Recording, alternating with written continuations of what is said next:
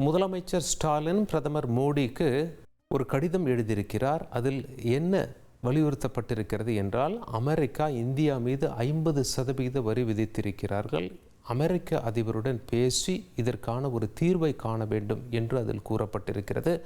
அது மட்டுமில்லை, ரஷ்யா கச்சா எண்ணெய் குஜராத் வியாபாரிகளுக்கு பயன்படுகிறது. ஆனால் தமிழகத்தில் திருப்பூரில் உள்ள ஏற்றுமதியாளர்கள் தவிக்கிறார்கள்.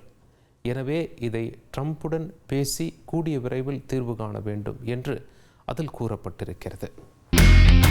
இனி செல்லும் இடமெல்லாம் செய்தி. தந்தை டிவியின் வாட்ஸ்அப் சேனலை ஃபாலோ பண்ணினா செல்லருக்கும் இடமெல்லாம் செய்தி. இதோ QR கோட் இப்பவே ஸ்கேன் பண்ணுங்க, ஃபாலோ பண்ணுங்க.